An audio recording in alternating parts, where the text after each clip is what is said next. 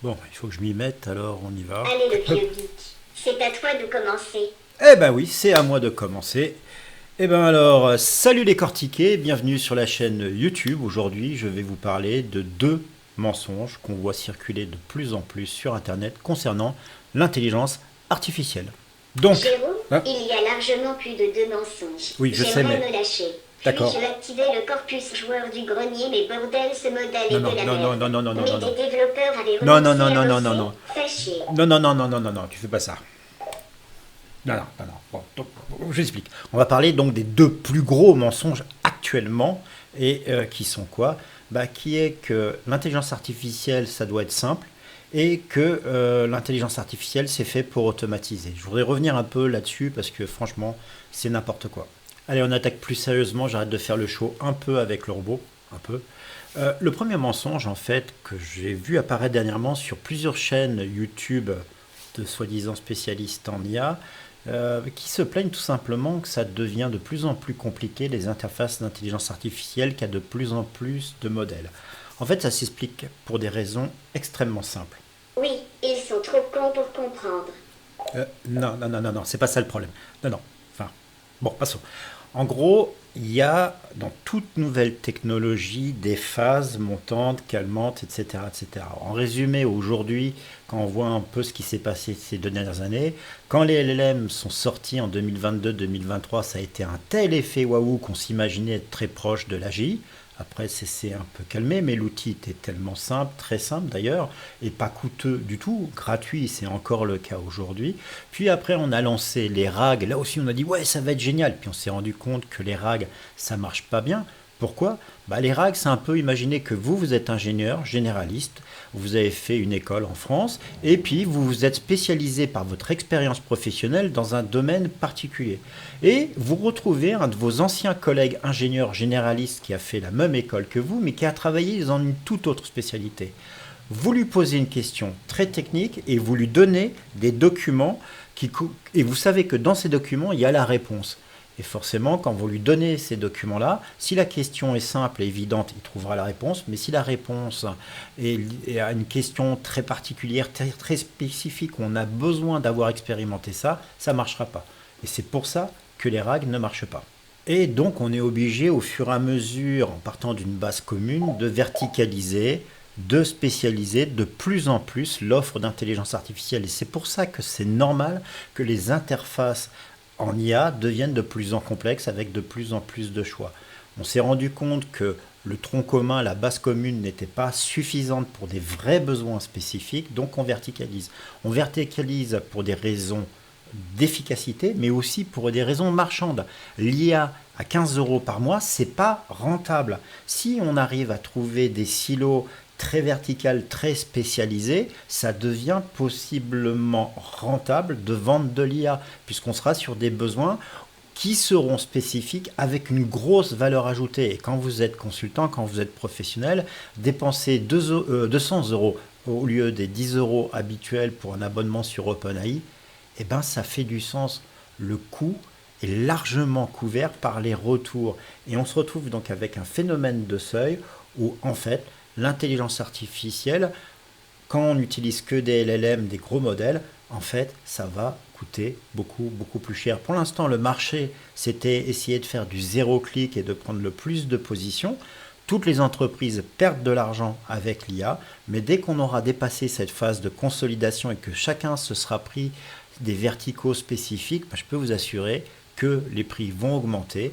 Et le fait que le choix devienne de plus en plus complexe sur l'ensemble des outils d'intelligence artificielle, c'est normal, ça prépare le terrain à ce changement de marché, à cette mise en maturité de ce marché à un prix qui soit rentable. Là, tu parles que des LLM. Mais l'intelligence artificielle, ce n'est pas que cela. Et en effet, Lucie, c'est pas que cela. Ce qui est assez impressionnant dans cette promesse de simplicité qui était liée juste à un épiphénomène qui a été le boom grand public des LLM, c'est qu'à la base, l'IA, ça a toujours été compliqué. C'est fondamentalement compliqué et c'est normal après cet effet un peu dingue, cette période un peu complètement hallucinante qu'on a eue autour des LLM, et ben l'IA, ça va redevenir un sujet compliqué parce que par nature, c'est compliqué. C'est pas normal que l'IA soit plus simple que plein d'autres pratiques en informatique et en IT.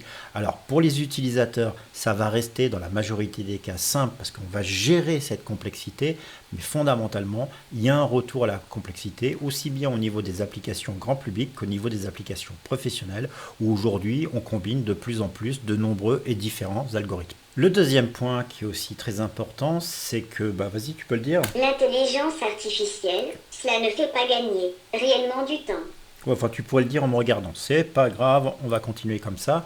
Ben oui, l'intelligence artificielle s'est vendue partout comme étant un moyen d'économiser du temps.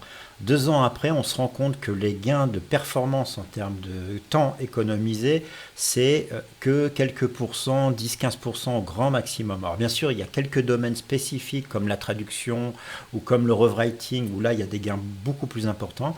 Mais pour la très grande majorité des usages, dont le développement, dont le coding, l'IA, c'est un petit bénéfice avec un petit risque supplémentaire, une dette technique supplémentaire, par exemple en coding. Et en fait, on se trompe quand on dit que l'IA c'est fait pour faire de l'automation, c'est pas vrai. Pour faire de l'automation, on a du RPA, des applications comme UiPath qui simulent des utilisateurs, il y a zéro intelligence artificielle, et c'est là-dessus qu'on fait énormément de gains de temps. La contribution de l'IA, c'est vraiment ridicule. Par contre, ce qu'on ne dit pas, c'est que l'IA, c'est extrêmement intéressant pour réduire l'incertitude et améliorer les prises de décision. Là, il y a énormément de travail à réaliser. Sauf que ce travail nécessite de la compétence métier, de la compétence technique, pas que du prompt engineering. Il s'agit de travailler sur d'autres algorithmes et forcément, ça ne plaît pas à ces fameux experts en intelligence artificielle qui connaissent que les LLM, qui ne savent pas livrer ça. Et je pense que le fait qu'on voit de plus en plus sur des grosses chaînes IA ce genre de propos sur les interfaces compliquées ou sur la complexité ou sur l'automation, c'est extrêmement intéressant parce que c'est un indicateur que le métier de l'IA va redevenir un métier de professionnels de l'IA qui connaissent l'IA pas que connexionnistes LLM, mais qui savent ce que c'est que le deep learning, le machine learning, qui connaissent aussi les algorithmes génétiques, l'IA symbolique, etc., etc. Et en cela, c'est une très bonne nouvelle. Oui, les experts rient, je vous... Non, non, non, non, non, non, non. Voilà. Voilà.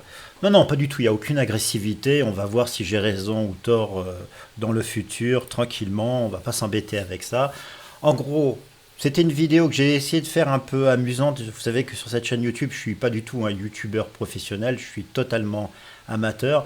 Je m'essaie juste à différentes techniques pour voir si ça prend et puis si c'est marrant. Voilà, ça reste discutable. Mais voilà, enfin comme toujours sur la chaîne, si vous avez...